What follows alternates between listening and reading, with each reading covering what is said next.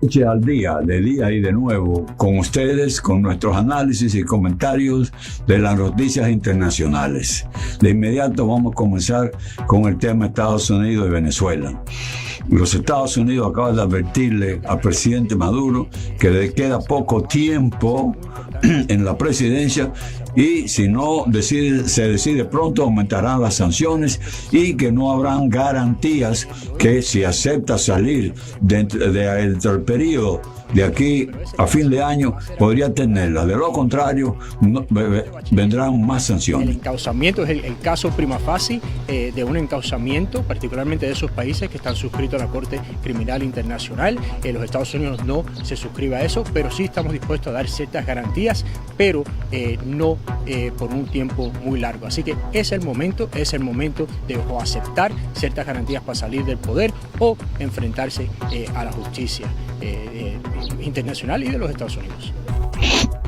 El gobernador de Puerto Rico prácticamente está casi fuera de la posición. Se dice y se rumora en Puerto Rico que ya renunció y que supuestamente se encuentra en República Dominicana, en Punta Cana. Pero hasta ahora él ha dicho que no renuncia y admite todas las malas prácticas a través de los correos electrónicos que se descubrieron.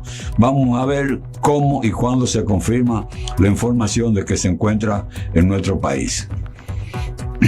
La reina Isabel del Reino Unido autorizó ya al nuevo primer ministro electo a formar nuevo gobierno y una gran ventaja porque es partidario de la salida de la Unión Europea del llamado Brexit.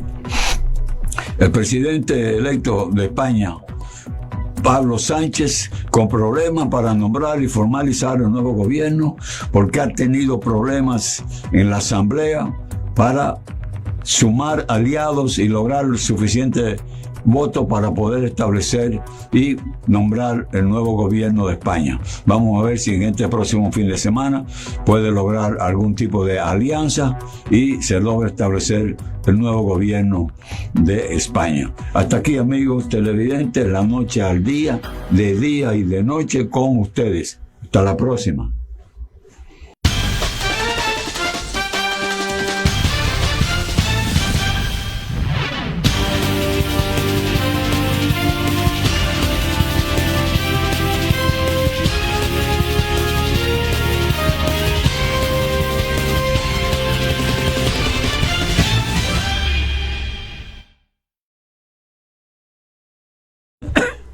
Pues bien, amigos y amigas televidentes, tal y como le teníamos prometido en la noche al día, no voy a hacer mucha presentación porque el tiempo corre y entonces después nos colocamos en una situación de desventaja.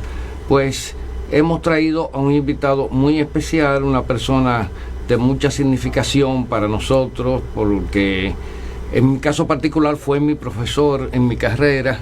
Y a pesar de su juventud, voy a aclarar, y una persona que admiramos mucho. Se trata de el doctor Maximiliano Puig Miller, conocido como Max Puig. Buenas noches, Max. Buenas noches, Daniel. Encantadísimo de estar en la noche al día contigo, con Juan Ignacio. Buenas noches, Max. Nos sentimos muy contentos que nos acompañen. Bueno, aquí vinimos a hablar de política. Hablemos. Y tú sabes muy bien hablar de política, porque eres un hombre con una gran formación. Yo inmediatamente te quiero hacer una pregunta. ¿Cómo tú interpretas el discurso de antes de anoche del presidente de la República?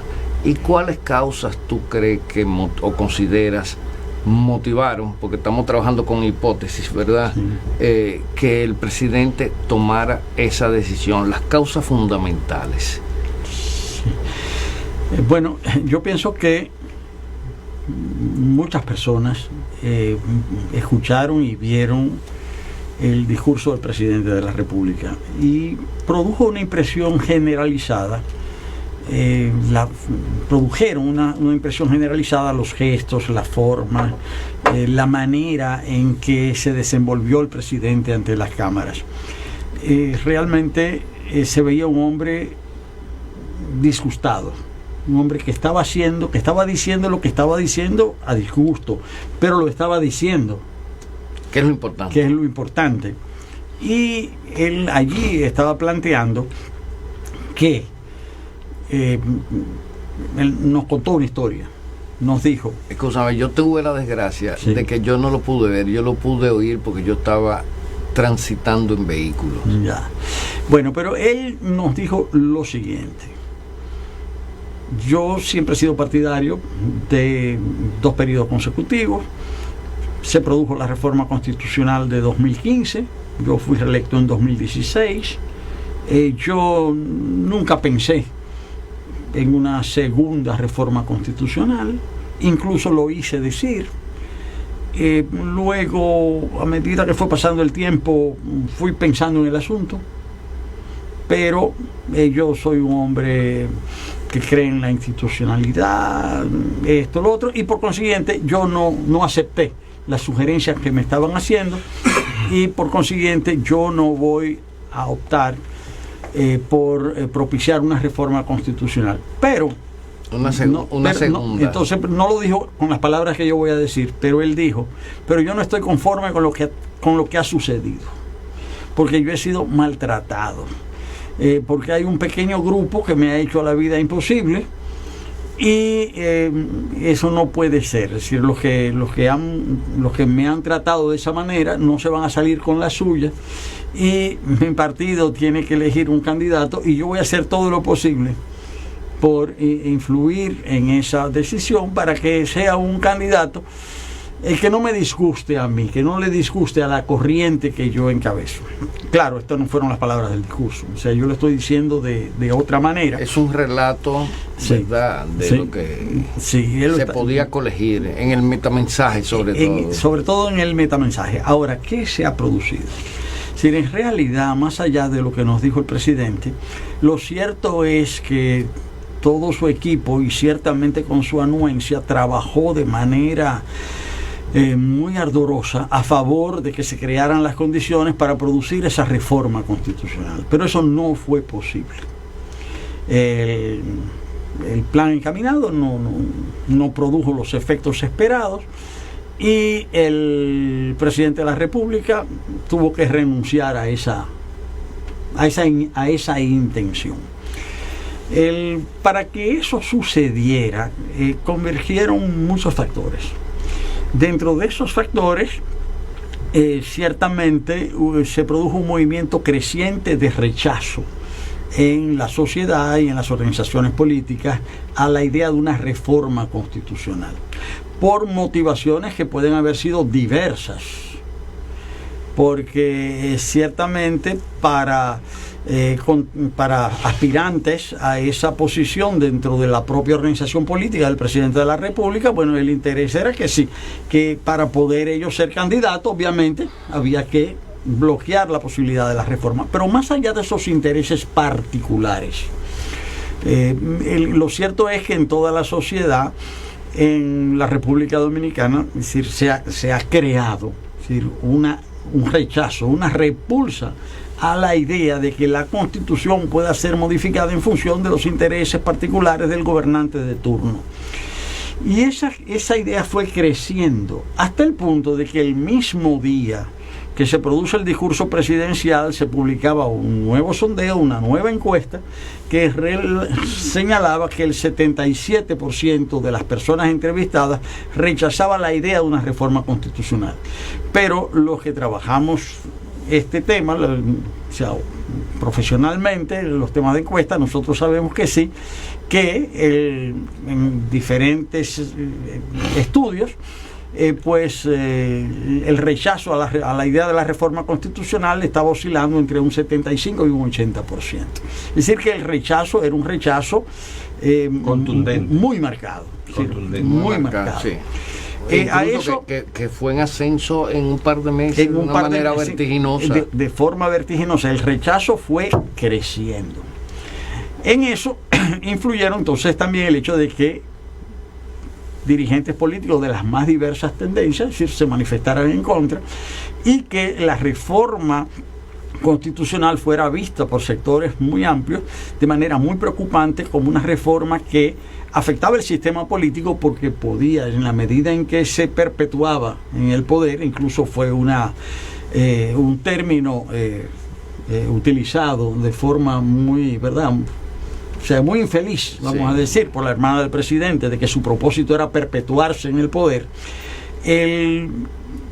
Fue creciendo esa idea de que la reforma constitucional, el restablecimiento de la reelección para posibilitar la presentación del presidente Medina, era una idea, era algo que iba a afectar el sistema de libertades públicas y los derechos democráticos del pueblo dominicano. Se creó realmente ese ambiente. Ahora, también influyeron otros factores de orden institucional, puesto que el día que estaba supuesto a producirse la presentación de la reforma, pues ese día hubo una llamada del secretario de Estado de los Estados Unidos que ciertamente tiene que haber pesado en la decisión tomada. Ahora, otro elemento, quizás poco mencionado, pero que está subyaciendo, es que este segundo mandato del presidente Medina ha sido muy distinto al primer mandato. El primer mandato fue casi una larga luna de miel, en el sentido de que la oposición fue una oposición, diríamos, muy tenue, una oposición fue casi solidaria. Casi solidaria, se pudiera decir. Es decir, hasta el momento en que él anunció el propósito de reformar la Constitución, prácticamente la oposición casi no se había hecho sentir. Ahora, en este segundo mandato ha sido todo lo contrario. Es decir, desde que inició el segundo mandato, desde antes de iniciarse, desde que se produjeron las elecciones, las mismas fueron contestadas, no fueron aceptadas como legítimas por vamos a decir, por la generalidad de los partidos de la oposición, y coincidió el inicio de ese segundo mandato con el descubrimiento de los sobornos de Odebrecht, y pocos meses, apenas comenzando el segundo mandato, se desató la gran protesta popular ciudadana de la Marcha Verde. Es decir, que en este segundo mandato del presidente Medina ha estado permanentemente puesto en entredicho por la sociedad y por la oposición. Pero ¿qué sucede? Que hace 15 días se hizo conocer que, contrario a lo que había venido sosteniendo el gobierno, de que había habido una gran corrupción con Odebrecht, y sin embargo la obra principal de su gobierno estaba al margen de esa corrupción, en el caso de Punta Catalina. Hace 15 días hubo una revelación, es decir, que fue, yo diría, fatal para los intereses políticos del presidente de la República, pero muy beneficiosa para la necesidad de transparencia y de fortalecimiento del sistema político dominicano, que fue la revelación de que en el caso específico de Punta Catalina se produjeron pagos secretos por 39 millones de dólares. Esa revelación todavía está en curso. Sí. Porque apenas se conocen los nombres de 3 de los 19 beneficiarios señalados. Es decir, todavía hay 16 nombres por conocer que, sin temor a equivocarnos, podemos señalar, podemos decir, es más, casi podemos afirmar que son personas que han estado en el entorno, ciertamente en posiciones importantes del gobierno de la República. Bueno, hasta ahora de los señalados, uno renunció. 2 renunciaron a las funciones que tenían. El de la Bolsa de Valores lo apartaron. Exacto. Porque la Bolsa de Valores es un organismo que requiere personas de mucha confianza, porque las características que tiene el flujo financiero de la Bolsa de Valores. El otro renunció porque era un vicepresidente del Banco de Reservas, el mayor banco del país, que pertenece al Estado, y que ni siquiera asumió un papel de defensa ni excusa ante las imputaciones que se le hicieron. Es que ese funcionario no pudo haber aprobado los préstamos que recibió Odebrecht por motu propio. No. Porque ¿qué banco qué banco, por más pequeñito que sea el banco, otorga créditos sin que eso pase por comités de crédito primero, por consejos de administración, y más un préstamo de $300 millones? Eso no lo pudo haber aprobado un vicepresidente. Es decir que... O sea, estamos hablando de 15.000 millones de pesos. Es decir, la separación de esa persona de sus funciones administrativas en el banco fue una forma de detener la ola, una investigación que está pendiente, porque todo eso hay que esclarecerlo. Entonces, en esas condiciones, es decir, con esa caja de Pandora que se ha destapado, es decir, que está entreabierta con relación a los pagos secretos de Odebrecht, impulsar una reforma constitucional que ya se sabe porque lo han confesado legisladores del grupo predominante del partido de gobierno, es decir, que iba a ser una reforma comprada, que iban a buscar los votos donde fuera. Es decir, en esas condiciones era muy cuesta arriba, iba a resultar muy cuesta arriba seguir adelante con ese proyecto, que todo lo que se ha revelado al respecto también puede haber hecho recular a personas que quizás en un primer momento mostraron su disposición a propiciar ese desatino. Pero iba a ser realmente un infierno político para ellos si hubieran aceptado involucrarse en la reforma. Bueno, por eso digo, es decir, que muchas personas, seguramente muchas personas legisladores inicialmente comprometidos con ese propósito, a lo mejor también dieron un paso atrás, recularon frente a la situación, y el presidente de la República entonces no tenía más opción que la que finalmente le faltaban 26 votos. Bueno, es lo que se ha señalado, pero frente a eso se crea una situación nueva, y yo creo que esa situación nueva debe ser objeto de análisis. Ahí es la parte más importante, Marx. Yo creo que la sociedad dominicana, que está siguiendo día a día los hechos, debe ser debidamente orientada, porque coincide esto que estamos eligiendo los candidatos que van al Estado, que van al gobierno en las próximas elecciones. Las elecciones de los candidatos no se hacen el 20 de mayo, se hacen ahora. El 20 de mayo lo que se hace es que se vota porque ya se eligió. Entonces esa parte es muy importante, porque es la que generó la condición de querer modificar la Constitución por parte de Danilo, a la cual él tuvo que renunciar, y coincidimos contigo con el análisis que acaba de hacer. Pero el hecho de que las corrientes del mismo PLD hoy se presentaron 6 precandidatos, de manera tal que ellos plantean unificarse para cortarle el paso a Leonel Fernández. Los eventos que se dan dentro del propio PRM, como las decisiones de elegir a Pacheco como vocero en la Cámara de Diputados, y del planteamiento del Partido Reformista diciendo prácticamente lo que Danilo quería, cuando se supone que ese Partido Reformista es un partido de oposición que fue junto al PRM en las elecciones del 16, y que ahora se coloca como hacedor de los objetivos de Danilo, aún después haber él renunciado a ese derecho. Entonces ese análisis es fundamental para que nosotros pudiéramos verlo y ver cómo se está componiendo el escenario político para poder darle respuesta, porque la sociedad quiere un gobierno que saque a la sociedad dominicana de los aspectos de manejo de los recursos públicos de forma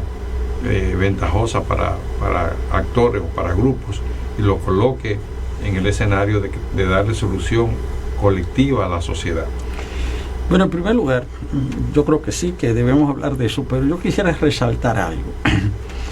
Y es que independientemente de la forma que asumiera el discurso del presidente de la República, esto hay que verlo como un triunfo del pueblo dominicano. El pueblo dominicano en sus diferentes vertientes partidarias, organizaciones cívicas, los medios de comunicación, señalaron la inconveniencia y su oposición a una reforma constitucional en las condiciones en que ésta se iba a producir. Entonces, esto hay que verlo como una victoria del pueblo dominicano, como un hecho que fortalece la institucionalidad democrática. Ahora, más allá de eso, hay efectos inmediatos. Estaba anunciada una ruptura, una posible ruptura del partido dominante, del partido de gobierno. Es más, si se producía la reforma constitucional o se daba inicio a sus trámites, era muy probable que una de las tendencias principales de ese partido hiciera tienda aparte. Bueno, la decisión del presidente de la República evita eso. O sea, no hay división del partido de gobierno. Y no hay división del partido de gobierno, y la decisión del presidente obliga a que las diferentes corrientes, por más conflictos que tengan entre sí, tienen que participar dentro del cauce institucional establecido por la ley de partidos. Porque hay un aspecto importante que le decía yo a Juan Ignacio antes de anoche. El presidente recupera una cuota importante de autoridad ahora frente al partido. Aunque sigue siendo un partido muy fracturado, pero hay que ver que las elecciones del año próximo se van a dar en base a normas legales totalmente nuevas, un marco legal nuevo. Primero, porque se han establecido una nueva ley de régimen electoral, una ley de partidos. Pero esas leyes todavía no están claras, porque un conjunto de partidos de oposición y organizaciones cívicas han objetado el carácter el constitucional de algunas de las disposiciones de esas leyes. El Tribunal Constitucional no se ha pronunciado todavía, es decir, tenemos un nuevo marco legal, pero no es un nuevo marco legal que esté claramente definido.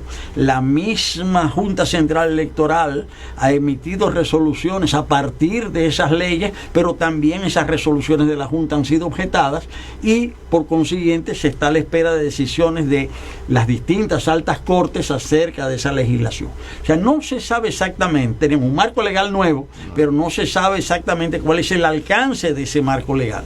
Ahora, dentro del mismo, el proceso electoral hasta cierto punto se adelanta con el establecimiento de unas elecciones primarias, y prácticamente las alianzas, los acuerdos entre los partidos tendrán que definirse dentro de pocas semanas, a diferencia de los procesos electorales anteriores. Es decir, que estamos en presencia de una situación sumamente nueva, que va a obligar a competir dentro de los partidos, pero las nuevas leyes señalan que las personas que participan en los procesos internos de los partidos, una vez hayan participado en estos procesos, no pueden retirarse de sus partidos, no pueden pasar a ser candidatos de otras organizaciones. Entonces vamos a tener una situación muy particular en la que se puede dar un juego político inédito en la República Dominicana. ¿En qué sentido? Hay dos tendencias dentro del partido oficial que están enfrentadas. Ganarán una tendencia o la otra en las diferentes provincias. Los candidatos disgustados, ellos tendrán que hacer campaña por los ganadores, o porque no van a poder ser candidatos por otros partidos, pero sí también pueden llevar su disgusto a otras formas de ruptura, incluso apoyando candidatos de otros partidos. Sí. Es decir, que esto abre una situación política innovadora, totalmente nueva. Ahora, escúchame, Max, sí. Yo creo que la nueva legislación, ley de partidos, nuevo código electoral, tiene algo importante que hay que tomar en cuenta. Ha transformado totalmente los tiempos políticos en República Dominicana. Porque acuérdate que antes todo eso se maniobraba. Aquí hoy en día hay diputados que fueron descartados del PLD y son hoy en día diputados del PRM. Hoy en día no lo puede hacer. Hoy en día En estas elecciones no lo puede hacer. no lo puede hacer. O sea, ¿y qué pasa? Que eso le ha roto el esquema de la lógica política. Todo ese transfugismo que se producía. Sí, pero eso va a seguir, pero de otra manera. Claro. Eso va a seguir. Eso no hay ley que pueda abolir eso. Eso va a continuar. Sí, sí. Y va a continuar de una manera ahora menos evidente. Es decir, Yo digo que faltan días para Menos que descarado. empecemos a ver renuncias de partidos para aparecer en otros partidos. bueno, de producirse eso tiene que ser en las próximas semanas. En las próximas semanas. Pero a donde yo quisiera, lo que yo quisiera señalar es que en esa ley de partidos va a tener, ya está teniendo y va a tener muchos efectos sobre el sistema político, y esos efectos nos permiten ver cuál era el propósito. Esas son leyes destinadas a eliminar partidos políticos. Esas leyes cambian el sistema de financiamiento. Es decir, esas leyes le quitaron financiamiento de los 27 partidos, le dejaron el financiamiento igual a 4. A otros 4 les aumentó el financiamiento y a 19 les redujo el financiamiento. ¿A quiénes les redujo el financiamiento la ley de partidos? A los 19 más pequeños. ¿Y es casual?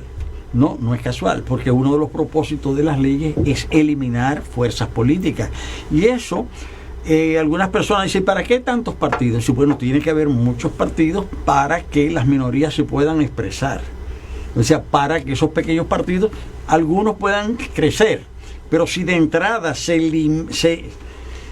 impide el surgimiento y el desarrollo de fuerzas políticas, pues no habría, esa expresión de la democracia no se manifestaría. Es más, Escúchame. con estas leyes, Sí. el PLD quizás no se hubiera podido desarrollar. No. Con la ley de partidos actual, quizás no hubiera podido desarrollar. No, porque es discriminatoria. Es una ley llamada a frenar el desarrollo de la expresión de las minorías y el desarrollo de los partidos políticos minoritarios.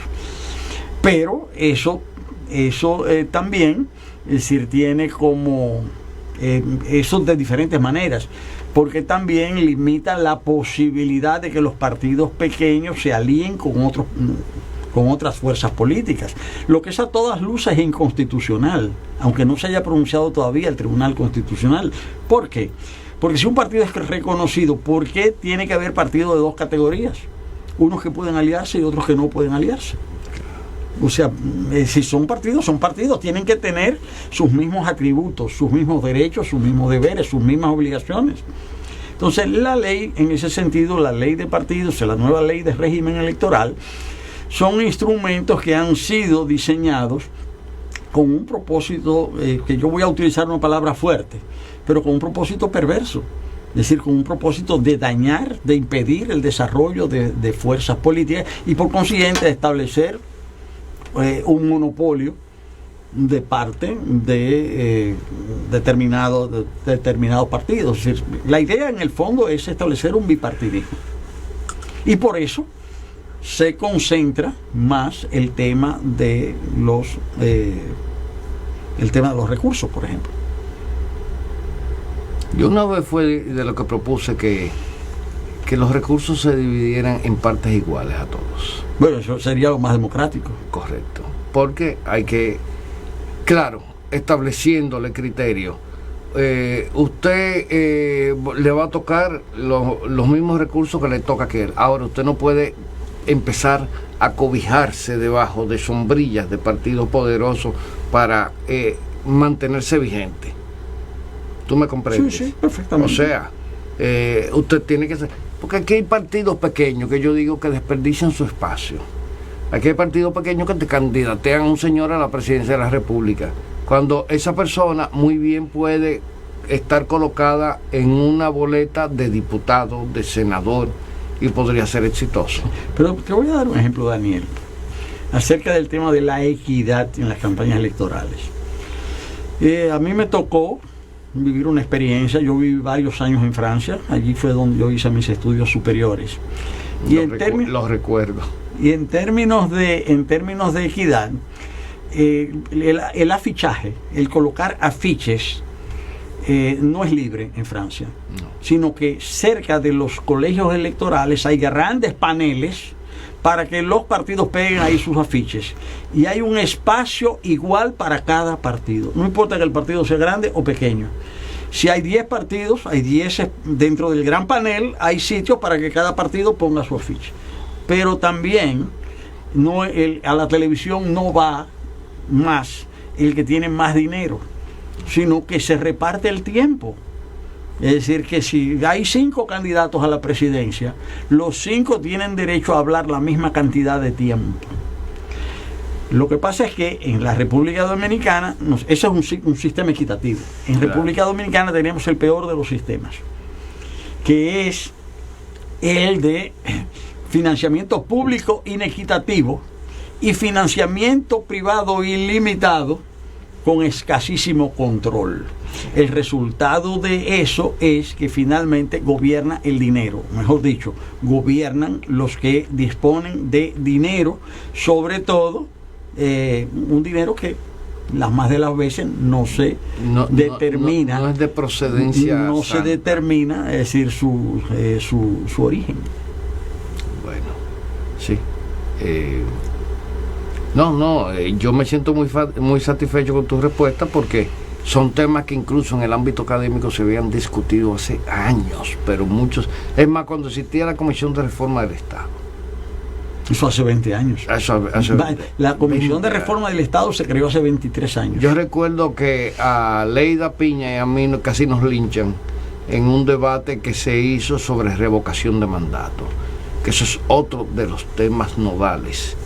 Porque yo digo, aquí hay una democracia para un grupo de partidos. Aquí tenemos que empezar a pensar en una democracia de ciudadanos. Pero claro, aquí el entrevistado no soy yo, sino eres tú. Yo me gustaría saber qué tiene Alianza por la Democracia prevista en esta coyuntura política que vive el país. Bueno, Alianza por la Democracia está, como todas las fuerzas políticas, preparándose para participar en los próximos comicios. Y está desarrollando no solamente conversaciones, sino que ha establecido acuerdos con otras fuerzas políticas para presentar candidaturas comunes. Específicamente, la APD se está reuniendo de manera regular, está trabajando con los partidos Frente Amplio, Dominicanos por el Cambio, Partido Revolucionario Socialdemócrata, Alianza País y Opción Democrática. Más la Alianza por la Democracia, somos 6 organizaciones políticas que hemos acordado presentar candidaturas comunes a nivel municipal y a nivel legislativo, y que tenemos abierta todavía la discusión en torno a lo de las candidaturas presidenciales. Hemos avanzado en lo que se refiere a las candidaturas municipales. ¿De qué manera lo hemos hecho? De la manera siguiente, pues cada fuerza, somos diferentes fuerzas políticas, algunas pueden tener más incidencia en la zona de Santo Domingo, otros pueden tener más incidencia en el Cibao, otros en el suroeste. Entonces nosotros en la mesa común nos hemos sentado a señalar cuáles son, dentro de los lineamientos que cada una de las fuerzas sustenta, es decir, qué propuestas de candidatura de candidaturas, diríamos, con cierto rigor, con personas con cierto relieve, con cierto reconocimiento público, qué personas podrían representar cada una de esas 6 organizaciones. Y en ese intercambio nosotros hemos llegado, en el país hay 158 municipios. Ya nosotros hemos analizado la posibilidad de presentar candidaturas comunes en más de 100 y pico de municipios. Lo cual es un globo. La idea, bueno, recordemos que hay 158 municipios en el país, 230 y tantos distritos municipales, quiere decir que hay cerca de 400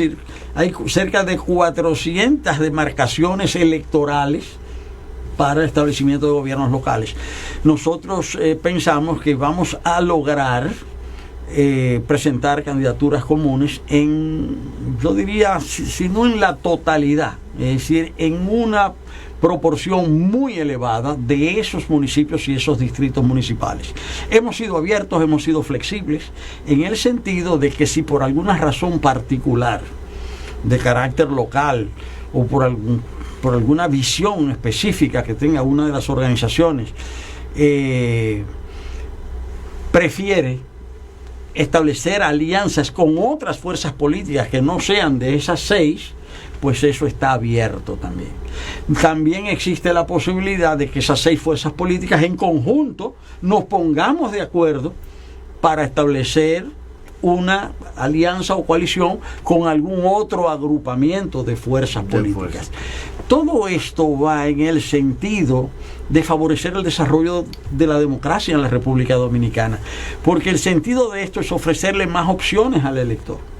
Y debo precisar lo siguiente: el hecho de que 6 organizaciones políticas nos pongamos de acuerdo de presentarles estas opciones al electorado, no significa que necesariamente uno de los miembros o una de las integrantes de esas organizaciones va a ser o van a ser los candidatos. Porque hay lugares en que las 6 fuerzas políticas nos hemos puesto de acuerdo en que no sea un miembro de una de las organizaciones o una integrante, ¿verdad?, que sea el candidato o la candidata, sino que personas reconocidas, personas con reconocimiento, con prestigio, nos representen y nos vamos a sentir muy bien, porque lo que estamos buscando es hacer de la democracia dominicana una democracia más efectiva. Hemos decidido también trabajar de abajo hacia arriba. Hemos decidido comenzar a establecer esos acuerdos a nivel municipal, porque siempre se ha dicho que lo más difícil es ponerse de acuerdo en cuanto a las candidaturas presidenciales. Nosotros hemos obviado eso. Nosotros hemos decidido comenzar a trabajar por la base misma de la sociedad. La idea nuestra es construir poder desde abajo. Es decir, que la democracia se haga efectiva desde el distrito, desde el municipio. Entonces, eso lo estamos concluyendo en estos días. Hay plazos de ley que nos obligan, porque antes del día 22 de agosto debemos decir, todos los partidos políticos deben señalar qué acuerdos, en qué lugares van a establecer acuerdos en todo el país. Y como estamos concluyendo este trabajo a nivel municipal, vamos a pasar a definir lo mismo a nivel legislativo. O sea que desde ese punto de vista nosotros creemos que esto contribuye a mejorar la oferta electoral y por consiguiente a mejorar la calidad de la democracia dominicana. Max, la vorágine de la reelección, por rememorar un poco a José Eustacio Rivera, la vorágine. aquella famosa obra que leímos en la juventud, La vorágine, hizo que aspectos nodales del proceso hayan pasado como a esos planos etéreos del olvido dominicano. Pero a mí me preocupa mucho todavía un tema: el mantener el arrastre en las provincias que agrupan la mayor cantidad de legisladores a nivel de diputaciones en República Dominicana. Desde el punto de vista jurídico, esto sencillamente es una aberración. Es decir, no puede ser que la ley sea interpretada de dos maneras. Sí, claro. Y por eso muchas fuerzas políticas y organizaciones cívicas han recurrido al Tribunal Constitucional para que se pronuncie al respecto. Tenemos un problema con esto del Tribunal Constitucional, muy serio. Muy serio. Es que el Tribunal Constitucional tiene un procedimiento lento de por sí. Y normalmente, para que se produzca un fallo en el Tribunal Constitucional, el tiempo es previsto desde 18 meses a 24, de año y medio a 2 años. Pero hay instancias, hay acciones de directa inconstitucionalidad que se han presentado hace 3 años y no ha habido respuesta del Tribunal Constitucional. Obviamente que en este caso uno puede decir, bueno, es muy bueno que haya un Tribunal Constitucional, pero ¿para qué sirve si no se pronuncia? Digo, si no se, cuando venga a dar la sentencia, ya las elecciones habrán pasado. Y sobre todo si no se pronuncia oportunamente. Si no se pronuncia oportunamente. O sea, la operación fue un éxito, murió el paciente. Correcto. Entonces no puede ser, el procedimiento es perfecto, todo se hace muy bien, pero cuando vienen a llegar los sombreros ya no hay cabezas.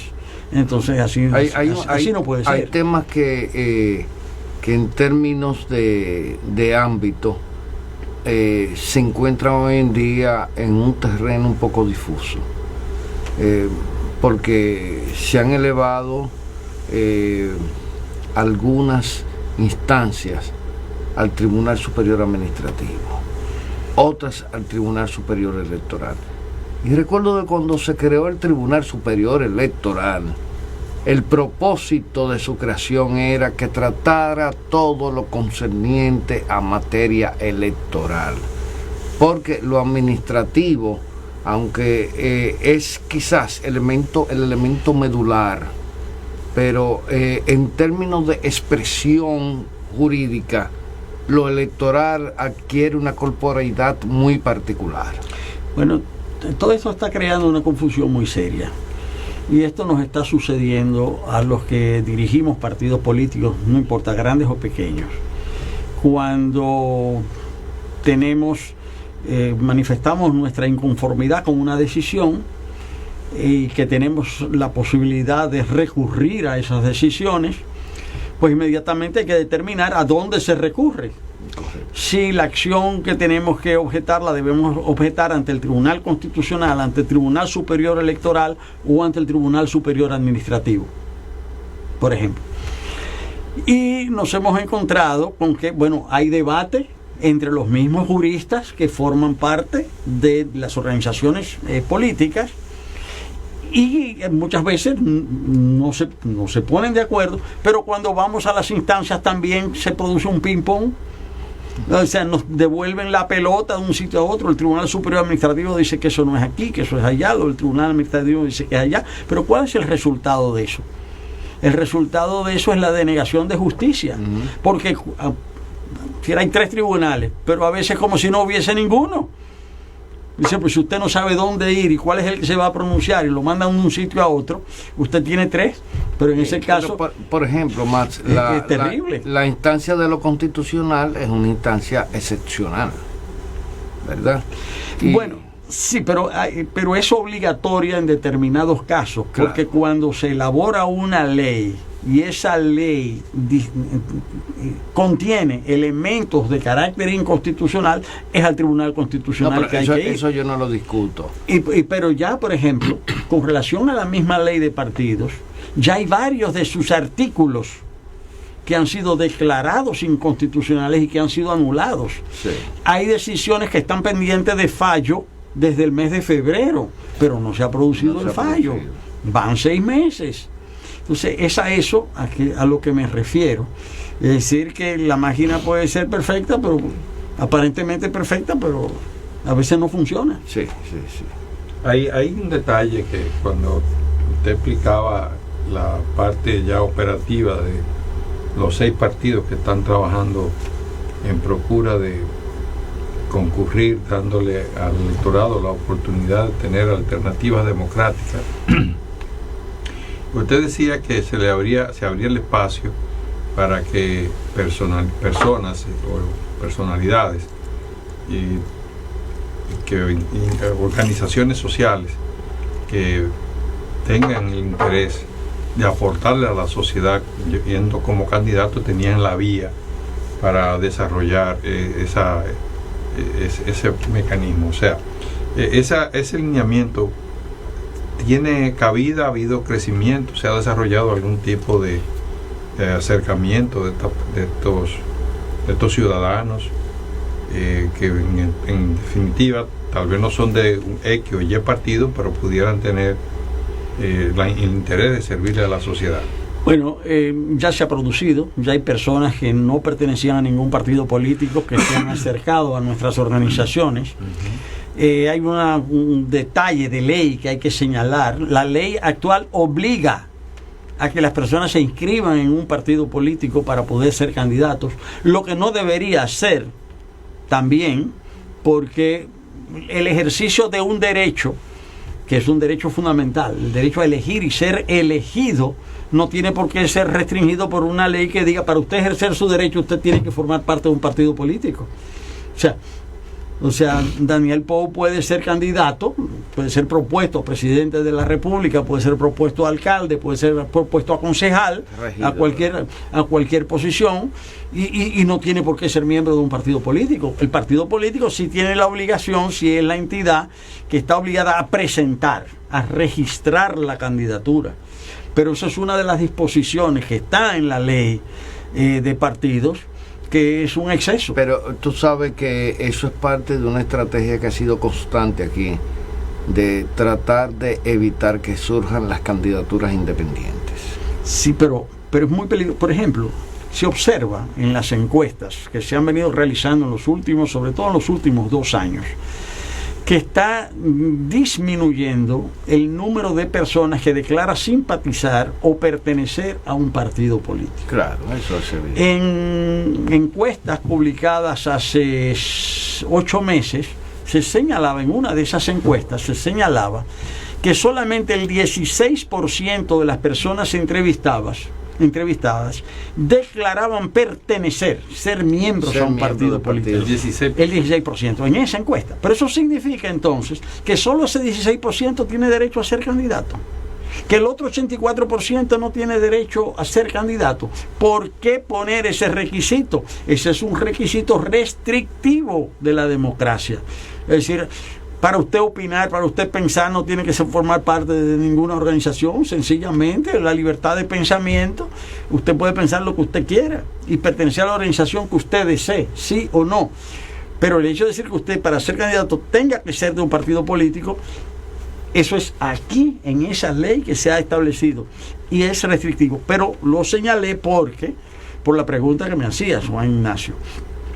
Estas organizaciones políticas que señalé hace un momento, Opción Democrática, Alianza País, Frente Amplio, Partido Revolucionario Socialdemócrata, Dominicanos por el Cambio, Alianza por la Democracia, que hemos formado esa coalición para presentar candidaturas comunes, y que lo estamos haciendo. Ya hemos seleccionado muchas personas que no vienen de nuestras filas, pero que legalmente tienen que inscribirse porque es un requisito de ley. Lo señalo porque las puertas están abiertas, pero la gente debe saberlo, porque eso debe producirse a más tardar el día 22 de agosto. El que no esté inscrito en un partido político el día 22 de agosto no va a poder ser candidato.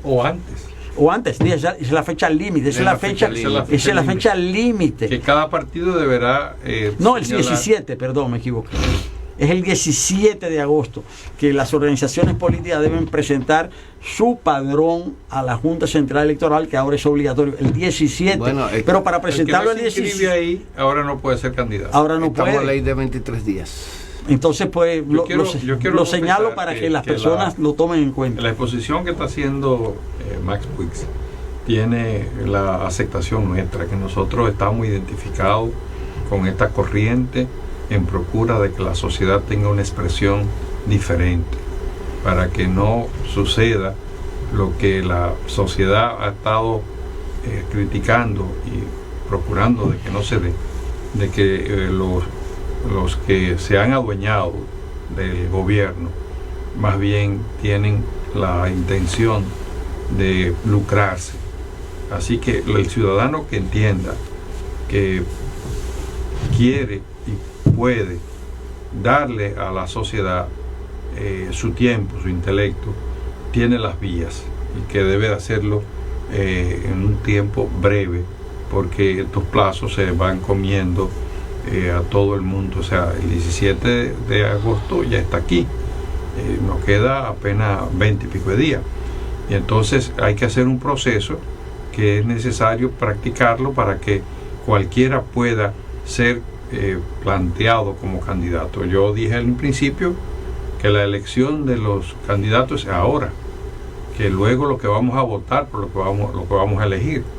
Entonces es bueno que se fortalezca la decisión de los ciudadanos interesados para que podamos tener un nuevo estadio después de este 20 de mayo del 2020.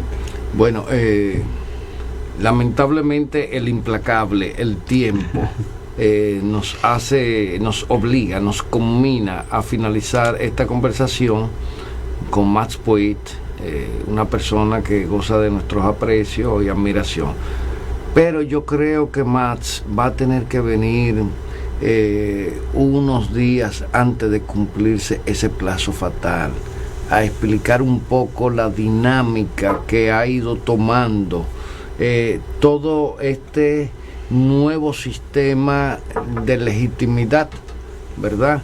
Todo este entramado jurídico y qué impacto ha tenido en los partidos, porque yo sé que Max no tan solo se preocupa por lo que pasa en su partido, él también observa el fenómeno en otras organizaciones, porque eso es importante, y sobre todo porque Max Puig es un hombre de ciencia.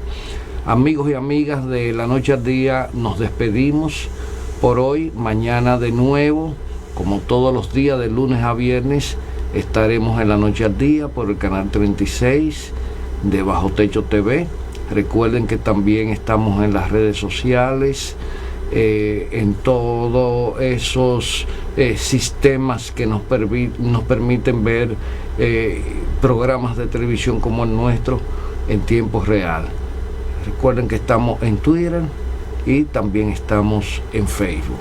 Muy buenas noches, muchas gracias. Gracias, Max, y sobre todo muchas gracias al profesor Max Puig.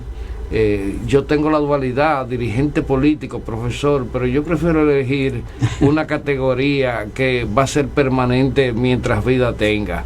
Profesor Max Puig, muchas gracias. Que tengan buenas noches. Feliz noche.